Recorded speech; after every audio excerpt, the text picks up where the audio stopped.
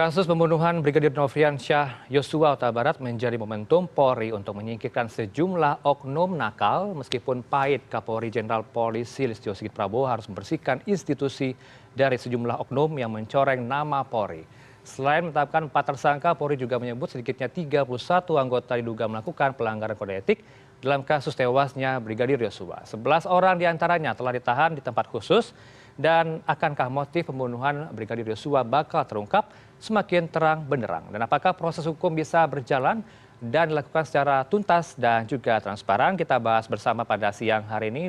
Bersama saya di studio ada Bang Kamarudin Simajuntak, ahli kuasa hukum ya dari atau advokat dari keluarga Brigadir Yosua. Dan kami sedianya juga meminta kehadiran juga via Zoom, via daring atau kehadiran ke studio dari Pak Arman Hanis selaku tim advokat dari Pak Irjen Paul Ferdisambo. Tapi yang bersangkutan menyatakan belum merespon ya permintaan kami. Dan melalui sambungan daring kita sapa juga ada Pak Alfon Lumau selaku praktisi hukum atau pengamat kepolisian. Selamat siang Pak Alfon, salam sehat. Selamat siang, para pemirsa, selamat siang. Baik, Pak Alfon di studio juga ada Bang Kamarudin ya, kuasa hukum dari almarhum Brigadir Yosua, tapi juga kami minta Pak Arman Hanis yang bersangkutan belum merespon dari kuasa hukum Pak Irjen Paul Ferdisambo. Tapi kita tetap bahas bersama pada siang ini terkait dengan apa motif sebenarnya dari kasus pembunuhan Brigadir Yosua. Saya mau ke Bang Kamarudin terlebih dahulu, Pak Alfon. Bang Kamarudin, Anda menanggapi semalam Pak Kapolri sudah menetapkan Pak Irjen Ferdisambo sebagai tersangka. Respon keluarga, respon tim kuasa hukum seperti apa? Baik, pertama saya mau katakan kita tidak ada janjian pakai baju tapi mirip atau hampir sama ya. Yang kedua mengenai penetapan tersangka ini ya kita apresiasi walaupun sangat lama dan penuh dengan drama gitu ya. Karena ini kan menyangkut tangan kanan daripada Kapolri. Kita kan sudah mengetahui secara umum bahwa Kadif Propam itu kan ibaratnya kalau saya ambil bahasa premannya kan tukang pukulnya Kapolri kan begitu. Baik. Nah, sehingga waktu itu saya katakan supaya tidak balilut dan tidak membebani institusi, maka libatkan penyidik independen atau koneksitas. Baik. Nah, tadi malam memang sudah ditetapkan sedikit dari sejumlah yang banyak calon tersangka itu dan kita apresiasi. Kemudian kita harapkan juga supaya yang lainnya juga segera ditetapkan tersangka sesuai dengan kadar perbuatannya dan jangan dibelokkan menjadi bentuk ketidakprofesionalan maupun pelanggaran disiplin anggota Polri. Padahal mereka ini kan melakukan permufakatan jahat sebagaimana dimaksud pasal 88 KUH pidana junto obstruction of justice sebagaimana dimaksud pasal 221 223 KUH pidana juga menyebar informasi bohong kepada masyarakat atau hoax. 31 orang yang diduga pelanggaran etik itu akan diperiksa unsur pidana tidak Pak Kamarudin? Harus ditetapkan tersangka. Baik. Yaitu Kenapa? melakukan kejahatan.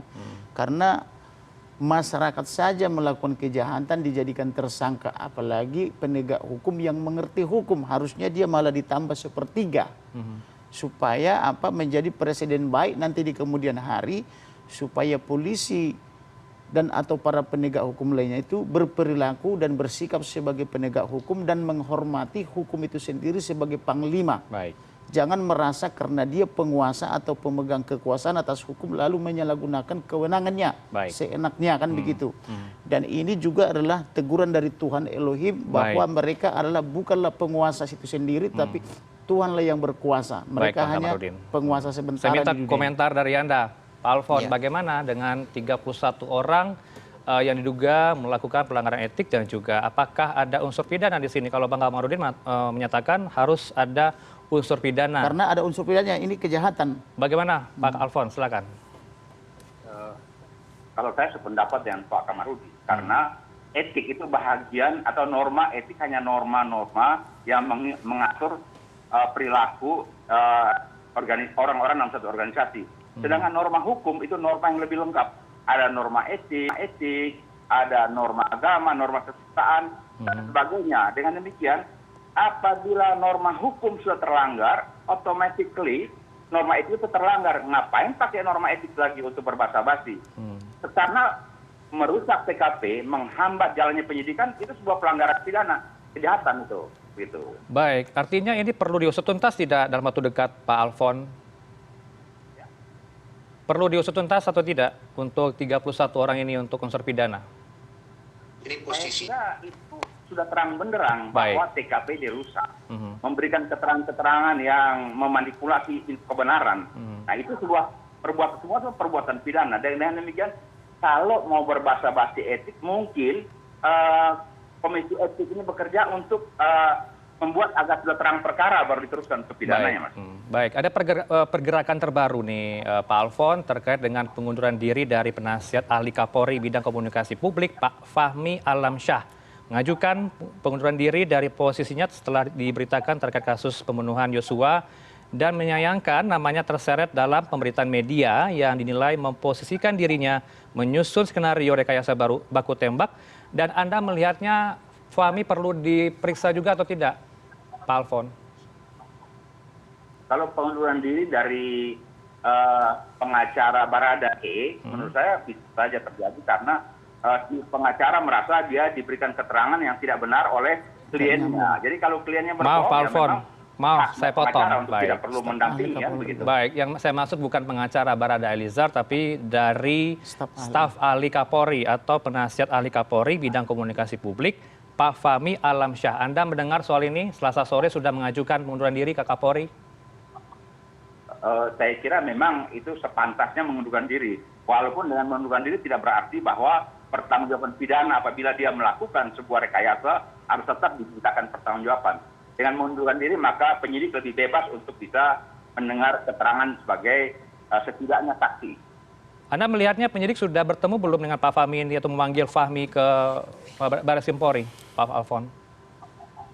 Bagaimana? Anda sudah melihat, mencermati di lapangan, apakah penyidik sudah memanggil yang bersangkutan untuk diperiksa? Belum. Kalau yang kita lihat kan dia baru mengundurkan diri dan kemarin-kemarin belum ada cerita bahwa sebagai staf ahli Kapolri ataupun sebagai orang yang katanya menurut dia membuat draft surat pernyataan press release untuk si Pak Sambo ini, saya belum melihat ada panggilan daripada penyidik untuk didengar keterangannya. Baik, semoga tim khusus Polri ini mendengar ya dialog ini dan juga akan menindaklanjuti jika ada temuan dari unsur pidana dari kasus ini. Tapi kalau Anda melihat jika benar 31 orang yang diduga melakukan pelanggaran etik karena terlibat dalam obstruction of justice, menghilangkan barang bukti, tentunya akan dipidana jika memang dibutuhkan, memang ditetapkan sebagai tersangka. Tapi kalau Anda melihat fenomena ini, puluhan dari Polri ini dijadikan tersangka, oknum ini, bagaimana Pak Alfon melihatnya? Ya, ini menunjukkan bagaimana kemahakuasaannya si Sambo ini dengan jajarannya bisa mempengaruhi pada reserse tingkat Mabes, Kapolres tingkat Polres, dan Polda Metro, sehingga mereka itu sepertinya kayak iring-iringan bebek digiring untuk membuat keterangan palsu, memanipulasi berbagai fakta dan keadaan yang di TKP begitu, sebuah rombongan sirkus seolah-olah. Baik, baik. Artinya Polri ini dicoreng ya dengan kejadian ini karena puluhan personilnya diduga melakukan obstruction of justice, Pak Alfon. Bukan hanya dicoreng, Polri sedang menghadapi sebuah kenyataan pahit. Mungkin saja praktek-praktek ini selama ini memang Propam itu memang melakukan berbagai kegiatan-kegiatan yang membuat ketakutan berbagai jajaran Polri mengintervensi berbagai fungsi, sehingga ini kali begitu Kadif Propam ngomong apapun semuanya ya mengembek rame-rame dan masuk lubang rame-rame, dan ini memalukan karena secara profesional penegak hukum yang terpercaya kok begini jadinya. Baik, ini nama Benny Mamoto juga disorot karena diduga melakukan tindakan seolah-olah menjadi jubir polisi karena sejak awal yang bersangkutan Pak Alfon menyatakan tidak ada kejanggalan dari kasus ini, dan di kemudian hari publik mempertanyakan dari statement ini. Artinya memang Pak Benny Mamoto latah dalam statement yang diberikan kepolisian. Nah, melihatnya pengawasan dari Kompolnas sejauh apa? Saya kalau melihat Kompolnas bukan mengawasi, dia jadi juru bicara atau menjadi tameng untuk membenarkan berbagai perbuatan ataupun keadaan-keadaan yang ada di Polri. Jadi kalau masyarakat datang lapor, komplain, masyarakat sebenarnya kehilangan tempat untuk komplain apa-apa yang dia rasa tidak dilayani dengan presisi ya. Tapi kalau seperti saudara Benny Mamoto yang sekian puluh tahun juga sebagai penyidik yang di Polda Metro dan dipercaya, sekedar datang dengar dari Kapolres terus membuat pernyataan, ini kok dia cuma berfungsi kayak kantor pos, mendengar terus meneruskan kiriman berita tersebut kepada pada berbagai sumber pemberitaan begitu. Baik, Pak Alfon, saya mau ke Pak Kamarudin Hidayat terlebih dahulu untuk Pak Kamarudin Simanjuntak, Simanjuntak. Baik, Bang Kamarudin, ini terkait dengan kisah ini tentu belum selesai ya. Ada hal-hal yang perlu dicermati dan juga dikembangkan oleh penyidik. Yang pertama saya tangkap dari statement Pak Kapolri soal CCTV yang belum ditemukan hingga saat ini. Masih belum ketemu ya di TKP. Kemudian yang kedua adalah apa motif sebenarnya pembunuhan ini. Dan yang ketiga yang perlu dicermati dan juga didalami oleh penyidik adalah apakah dari Irjen Ferry Sambo ikut menembak dari almarhum. Anda melihatnya seperti apa dari 3 poin yang penting ini? Soal motif itu seharusnya penyidik sudah tahu. Karena kita juga sudah memberitahu melalui saksi-saksi 11 orang yang saya ajukan ya. Biarlah itu diucapkan sendiri oleh penyidik, nanti kasihan kalau saya semua yang mengucapkan, kan begitu. Apa peran penyidik kan begitu ya. Termasuk penetapan tersangka kan lebih dulu saya mengumumkan supaya Kapolri berani toh. Artinya kemarin sekitar jam 12 sudah katakan bahwa Ferdy Sambo harus tersangka, baru malam hari Kapolri mengumumkan Ferdy Sambo tersangka, kan begitu. Nah untuk motif ini biarlah mereka, biar ada fungsinya, fungsi penyidik. Tapi kalau Pak Mahfud MD menyatakan ini berkaitan dengan orang dewasa, yang dimasukkan orang dewasa ini apa yang berhubungan dengan orang dewasa? Ya memang hanya orang dewasa yang bisa dimintai pertanggungjawaban hukum. Ini hanya bahasa-bahasa politisi. Ini masalah rumah tangga atau bagaimana, Bang Kamarudin? Kalau masalah rumah tangga itu kan pernyataan saya awal dulu ketika membuat laporan polisi di Barreskrim Polri, sudah saya katakan ada dugaan atau ada informasi bahwa Bapak Ferdy Sambo diduga memiliki kedekatan dengan poluan cantik ya. Dan itu juga sudah menjadi rahasia umum. Tetapi itu fakta yang ditemukan. Kedekatan itu apakah benar apa tidak, ya itulah tugas penyidik mengungkap itu kan begitu. Dan diduga bahwa almarhum ini kan adalah sebagai diduga ya memberitahu atau dimintai keterangan oleh Ibu Putri Cenrawati. Ibu Putri tentang Bapak kemana atau kenapa tidak pulang misalnya begitu ya. Nah jadi sehingga diantara mereka ada perselisihan dan itulah dugaan sementara, dan itu penyidik sudah tahu dan publik juga sudah bolak-balik menulis itu. Anda menduga almarhum Yosua ini mempunyai rahasia besar yang dimiliki oleh Pak Ferdy Sambo sehingga ini membuat sebuah ancaman. Makanya di ancaman itu, di ancaman yang tanggal 7 itu kan apabila naik ke atas akan dibunuh atau dibantai kan gitu. Maka tugas penyidik lah yang membuktikan apa ini apabila naik ke atas ini.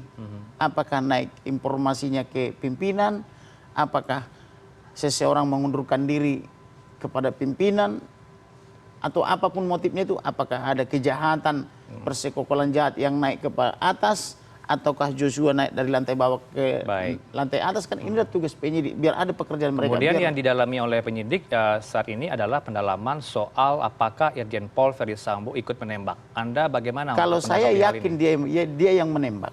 Karena kenapa? Begitu saya lihat wajahnya berada Richard Eliezer, itu wajah polos, wajah dari kampung Mapanget Manado sana.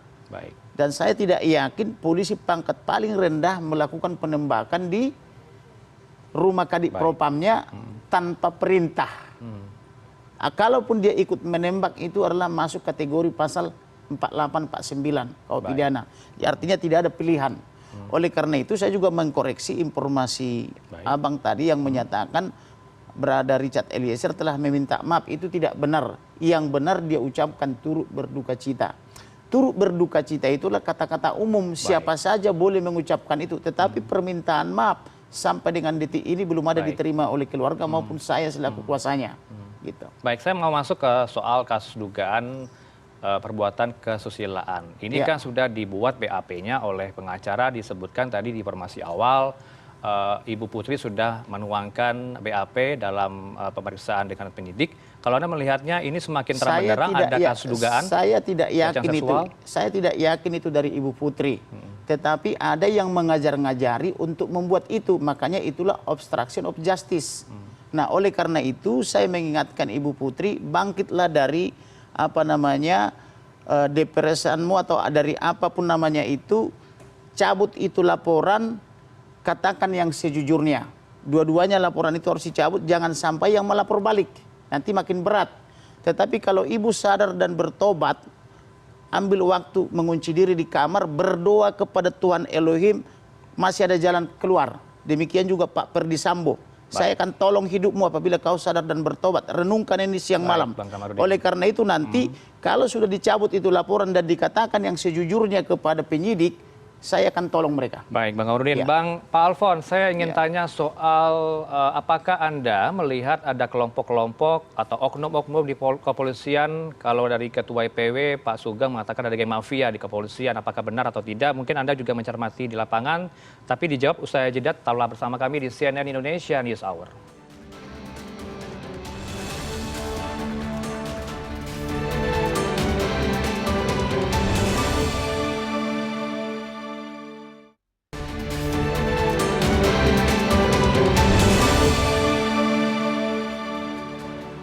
Terima kasih masih bersama kami. Kita lanjutkan kembali dialog kami bersama Bang Kamarudin Simajuntak, advokat dari almarhum Brigadir Yosua, dan juga bergabung melalui sambungan daring Pak Alfon Lumau. Pak Alfon masih tersambung, Pak Alfon.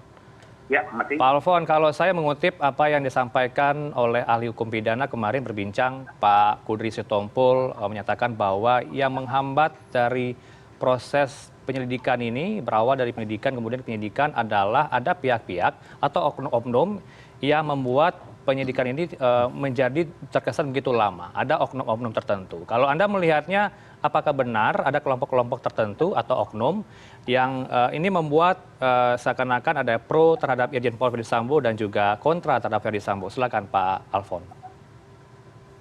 Jadi kalau melihat satu gerbong dari Propam, sekian puluh orang dan sebagainya, ini adalah sebuah kelompok dengan berbagai latar belakang pangkatan, tapi memiliki kepentingan-kepentingan yang sama yang saling menutup. Sehingga ini ada sebuah kolaborasi. Kalau orang KOR ini ada suara 1, 2, 3, dan 4, ini kayak KOR yang sebuah yang harmonis, sehingga saling menutup. Ini yang membuat perkara ini menjadi bertele-tele dan lama, sedangkan soalnya sederhana sekali gitu. Baik, baik. Kalau dari Istana juga menyatakan Pak Mahfud MD bahwa Istana kemudian Kompolnas selaku ketuanya Pak Menko Polhukam akan memantau proses hukumnya sampai dengan pengadilan. Kalau Anda melihatnya sejauh mana ini akan semakin terang benderang, apalagi ada dugaan kasus pelecehan seksual yang masih harus dibuktikan terlebih dahulu, dan juga motif pembunuhan ini, Pak Alfon. Ya, kalau menurut saya soal pembunuhan ini akan menjadi terang benderang. Sedangkan kalau soal pelecehan itu masih dalam tanda tanya, karena sampai hari ini saya baru dengar bahwa si korban yang akan jadi pelapor itu baru dengar keterangannya. Bagaimana kalau korban baru dengar keterangannya, yaitu Nyonya Sambo itu, terus orang sudah bisa menyimpulkan ada pelecehan. Kalau pelecehan kan mesti ada visum nantinya, ada saksi nantinya. Dari mana datangnya kesimpulan itu? Jangan sampai ini cuma kemasan-kemasan saja untuk menutupi soal sebenarnya itu pembunuhan. Jadi bagaimana buat kemasan ini menjadi lebih mengemuka begitu, mengaburkan persoalan utama gitu. Baik, kalau kita ikuti perkembangannya, kemarin LPSK sudah mendatangi kediaman dari istri Verdi Sambo, Putri Chandrawati, terkait pemeriksaan terhadap yang bersangkutan untuk asesmen psikologi kepada Putri Chandrawati, Pak Alfon. Tapi Anda melihatnya sejauh mana peran dari Putri Chandrawati dalam kasus ini? Kalau kita simak lagi apa yang disampaikan oleh Komnas HAM kepada media, CCTV menunjukkan Putri Chandrawati ini berada di lokasi penembakan atau lokasi di TKP. Apakah nanti juga bisa diusut dari unsur pidananya terhadap Putri Chandrawati, Pak Alfon? Yang mengherankan saya, yang saya dengar itu bahwa permintaan perlindungan kepada LPSK itu adalah permintaan dari seorang Verdi Sambo kepada LPSK agar istrinya dilindungi maupun Baradae dilindungi. Aneh. Lindungi terhadap apa istrinya? Baik. Ketakutan apa yang istrinya takut agar dilindungi? Kan tidak perlu ada yang ditakutkan. Kan paling-paling ketakutannya ya kalau dia omong apa dan diceraikan lakinya. Jadi tidak perlu dilindungi. Ya, yang perlu dilindungi mungkin Barada. Jangan sampai Barada dipaksa atau ditekan membuat pernyataan-pernyataan yang tidak sesuai dengan apa adanya. Nah, terhadap kemungkinan keterpaksaan itulah Barada ini perlu dilindungi. Kalau terhadap istri dari seorang Kadif Propam, apa yang harus dilindungi karena dia adalah orang yang memang harusnya jadi pelapor. Baik. Tapi sampai hari ini dengan dalih masih stres dan sebagainya, belum juga bisa berkomunikasi. Tetapi pengacaranya lebih banyak ngomong seolah pengacaranya mewakili apa-apa yang jadi suara hati nurani ibu. Kalau ibu itu yang stres, bagaimana dia bisa ngomong bahwa begini begitu kan? Baik. Nah ini jadi mengacaukan persoalan sebenarnya gitu. Baik, ada 3 poin yang saya tangkap dari Kapolri semalam menyatakan konferensi pers. 3 hal yang harus didalami berikutnya adalah letak dari CCTV yang masih belum diketahui sampai sekarang, CCTV di TKP. Kemudian hal yang kedua, apa motif dari pembunuhan ini? Dan kemudian yang ketiga, apakah benar Irjen Ferdisambo menembak langsung dari almarhum Yosua? Anda melihatnya sejauh mana kesulitan yang akan dihadapi oleh penyidik untuk mengungkap 3 hal ini, Pak Alfon? Barada E itu saksi kunci. Kalau toh CCTV tidak ada, yang jelas bahwa ada mayat tergeletak di situ. Barada E menyatakan waktu dia turun melihat saudara Yosua sudah tergeletak berlumuran darah. Itu kata-kata daripada Barada E. Walaupun kata-kata itu tidak harus kesaksian, satu saksi artinya. Tetapi bisa dilihat lagi nanti dari balistik. Kalau memang nanti Barada itu menembak, itu dari mana letaknya, maka kemiringan lubang masuk dan lubang keluar. Nah sedangkan di mana posisi daripada di Kadif Propam, Ferdisambo, sehingga bisa diketahui siapa pelakunya di situ. Baik, Pak Alfon, saya mau ke Bang Kamarudin Simajuntak. Bang Kamarudin, Anda pernah menyatakan ke CNN, kepada saya tepatnya di dialog sebelumnya, ada dugaan ancaman pembunuhan yang akan terjadi ke almarhum Yosua. Ada ancaman juga dari skuad lama yang berinisial D. Apa kabar dengan inisial D ini? Apakah masih harus diketahui sampai sekarang? Sampai dengan detik ini, skuad lama yang mengancam ini yang berinisial D itu belum jadi tersangka. Inilah orang yang diduga sangat dekat dengan Bapak dan merupakan ajudan yang melekat yang diduga sering memberikan hasutan. Sehingga Bapak Ferdisambo terhasut gitu. Artinya dalam foto yang Anda berikan juga bukti dokumen terhadap foto-foto ajudan itu berada di antara ajudan ada itu. Di situ. Posisinya di sebelah mana ya, Bang Kamarudin? Posisinya kalau dia menghadap ke depan ya. Baik, mungkin itu sembari diputarkan mungkin bisa dicari nanti grafik ajudan di sebelah kanan. Kalau berada Eliezer itu kan dia paling pinggir dia. Baik, ini Pak, silakan kita lihat. Ini yang pertama Pak Irjen Ferdisambo, kemudian ini yang menjadi tersangka ya, pembunuhan. Ini posisi D di sebelah mana? Yang setelah apa namanya itu? Baik. Setelah yang ini paling pinggir Eliezer. Iya. Ketiga dari pinggir. Ketiga dari pinggir, mungkin belum terlalu jelas untuk diputar. Silakan dilanjutkan ke. Jadi apa namanya itu? Jangan lagi kita mengatakan ada pelecehan atau dugaan pelecehan. Itu kan sudah dibantah oleh Kapolri tadi malam bahwa itu dibuat oleh master skenario atau penulis kan begitu. Masa kita ikutin lagi atau itu fake newsnya ibaratnya atau skenario palsunya. Oleh karena itu saya peringatkan melalui forum ini, kalau masih ada yang menyatakan itu dugaan pelecehan atau kekerasan seksual, saya akan tindak secara pidana, baik juga secara perdata perbuatan melawan hukum. Karena kenapa? Karena anak klien saya atau bere saya itu tidak melakukan itu. Ini kan skenario mereka, masa kita ikutin skenario? Makanya saya peringatkan tadi kepada Ibu Putri, Ibu Putri bangkitlah, cabut itu laporan. Ibu sudah dewasa loh, istri bintang 2 gitu loh. Jangan didiamkan terus, ini kejahatan ini berlanjut. Kita fokus ke ajudan D nih Bang. Sejauh ini kenapa masih belum dipanggil oleh penyidik? Kalau Anda menduga ini yang menjadi ancaman dari itulah yang Yosua. membuat saya kemarin marah ketika saya ke Bareskrim itu, apakah berinisial D dan kawan-kawan ini ataukah FS dan atau istrinya sudah diminta keterangan? Belum. Baik. Jadi bagaimana kita percaya? Ajudan D juga berada di lokasi TKP ketika peristiwa terjadi. Itulah tugas penyidik. Baik. Yang jelas saya utarakan ada pengancamannya. Ancamannya itu dari tanggal 21 Juni 2022 hingga. Yang mengancam D. Betul. Nah, tidak Bapak Ferdisambo. Bagaimana? Tidak Ferdisambo yang mengancam. Bukan. Baik. Nah, tetapi kan kita duga ini terhasut oleh D ini karena dia ajudan yang melekat, termasuk juga yang mendampingi. Dia menghasut Pak Irjen ketika mereka pergi ketika mereka pergi dari Magelang. Motifnya apa ya untuk menghasut Pak Irjen Ferdisambo? Kecemburuan. Karena si bapak dan kecemburuan dalam hal apa nih Bang? Karena si bapak dan si ibu lebih sayang kepada Baik. Almarhum diperlakukan sebagai anak, bahkan Ibu Putri telah pernah meminta kepada kepada ito saya atau kepada klien saya, ibu yang melahirkan maksudnya almarhum, tapi biarlah saya yang merawat. Artinya itu sudah dianggap mereka anak bersama gitu loh. Terkait dengan D ini sudah dilaporkan ke penyidik? Sudah. Dugaan ancaman pembunuhan? Sudah dicatat, bahkan barang buktinya sudah disita kok. Hal ini kalau Anda melihatnya ada tidak aktor lain selain Pak Ferdi Sambo dalam hal ini? Yaitu yang menulis skenario.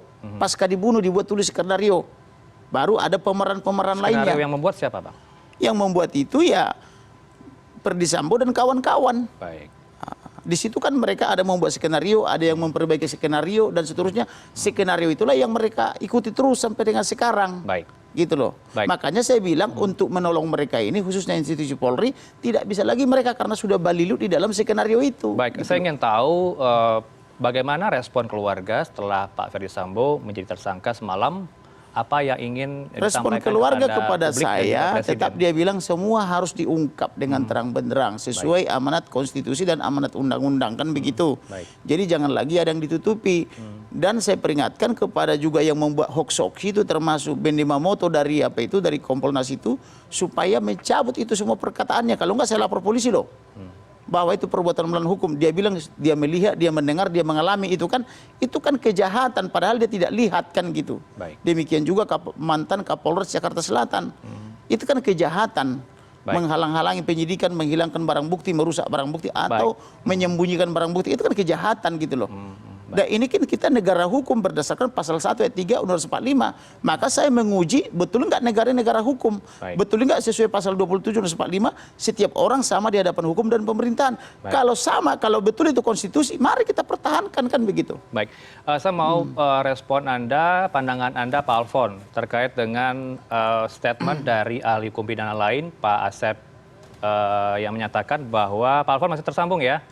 Ada kemungkinan besar peluang dari Barada Eliezer bisa dibebaskan karena ia sebenarnya dalam kasus ini diperintahkan oleh atasan. Mau tidak mau harus menjalani apa yang diperintahkan oleh atasan. Kalau Anda menanggapinya seperti apa? Apakah ada pasal yang mengatur bahwa seseorang yang dalam kejadian ini mau tidak mau harus terlibat dalam penembakan atau pembunuhan karena perintah dari atasan? Silakan Pak Alfon.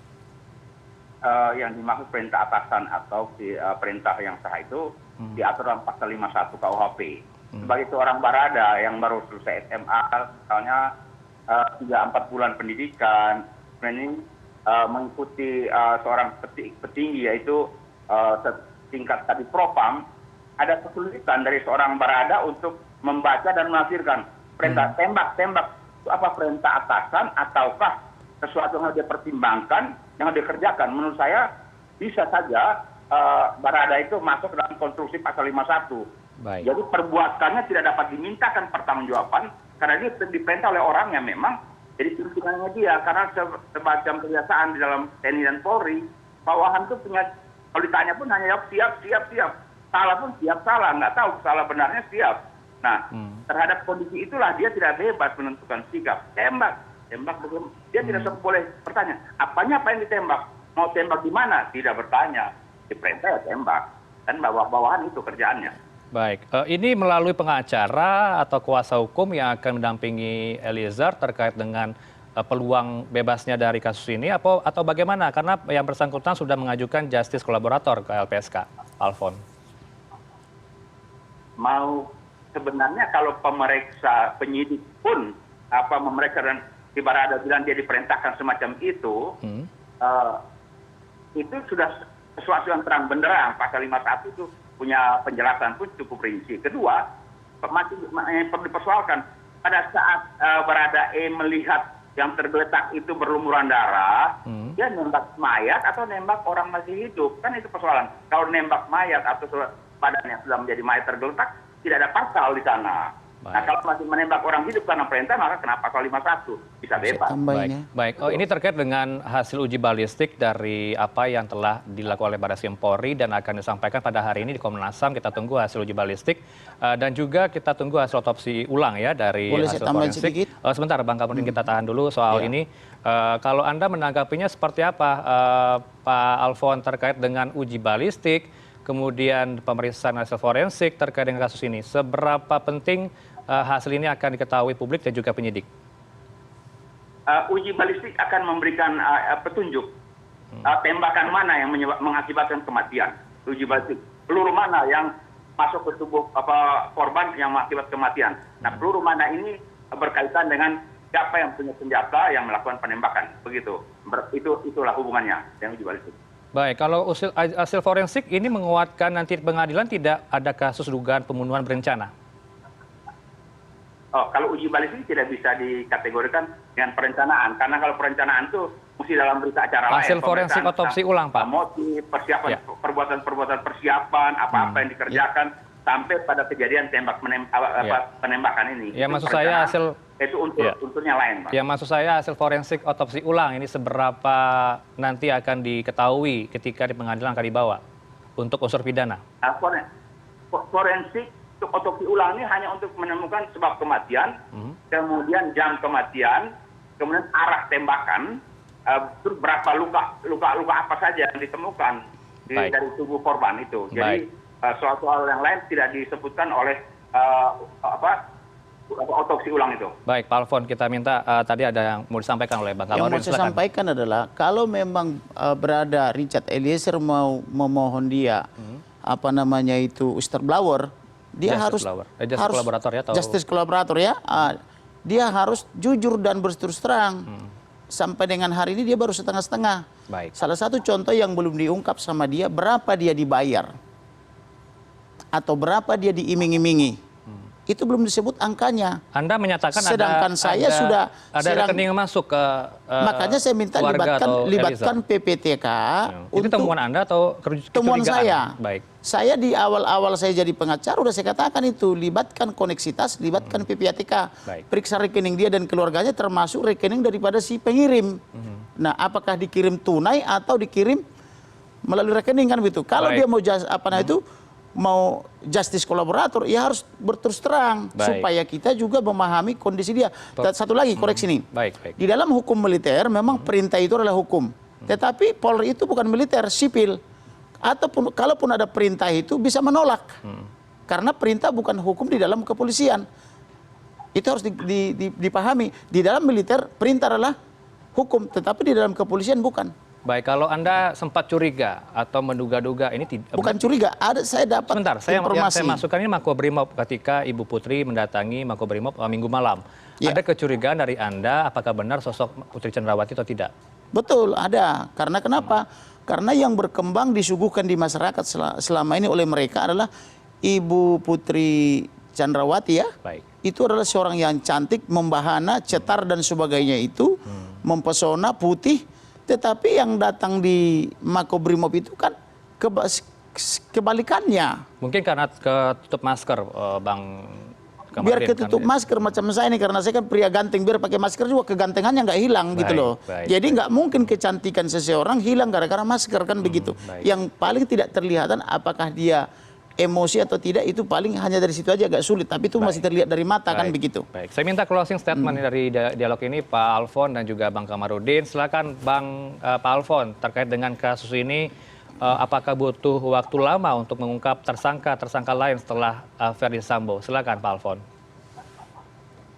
Pengungkapan tidak perlu lama apabila Pak Kapolri mau mendengarkan berbagai masukan dari masyarakat supaya pekerjaan bawahannya pun bisa dikoreksi, karena mungkin saja ada dari bawahan yang ingin cari muka, menutup-nutupin berita, tetapi masyarakat yang sekarang kontrol yang begitu bagus bisa juga memberikan masukan dan beliau bisa tahu bahwa pemberitaan ini mengkonstruksikan sesuatu perbuatan yang sedang terjadi manipulasi di tingkat bawah gitu. Baik, artinya saatnya Polri berbenah ya, bersih-bersih dari oknum-oknum tertentu ya, begitu ya, untuk mempercayakan kembali kepercayaan publik ke masyarakat. Kalau Bang Kamarudin seperti apa? Pertama, saya mau mengatakan uji balistik juga bisa membuktikan apakah itu pembunuhan terencana atau tidak. Misalnya dari persiapan, apakah alat tembaknya itu disiapkan alat peredam atau tidak. Kalau sudah ada disiapkan alat peredam berarti kan terencana. Sehingga kenapa dia ketika menembak tidak terdengar oleh orang-orang di sekitar. Padahal katanya 12 kali tembakan, atau berarti kan diduga pakai peredam kan gitu. Nah, kemudian saya mau mengatakan kepada Presiden Republik Indonesia, supaya memulihkan harkat dan martabat serta nama baik daripada bere saya, bere kami Simanjuntak, Brigadir Nopriansah, Joshua Huta Barat. Itu harus dipulihkan. Kami punya kepentingan di situ. Yang kedua, angkat dia menjadi pahlawan kepolisian dan jadikan rumah dinas itu jadi rumah museum tentang bagaimana kejahatan kepolisian supaya dikenang oleh masyarakat Indonesia sampai selama-lamanya bahwa tidak ada lagi kejahatan seperti itu. Baik. Yang ketiga, berikan kompensasi kepada ayah ibunya. Itulah permintaan saya. Baik. Terima kasih. Baik, semoga keadilan dapat ditegakkan di Republik ini, Pak Kamarudin. Terima kasih atas waktu Anda di studio kami di CNN Indonesia News dan juga Pak Alfon Lumau melalui sambungan daring selaku pengamat kepolisian. Terima kasih atas waktunya Pak Alfon dengan CNN Indonesia News Hour. Selamat siang, salam sehat selalu Pak Alfon.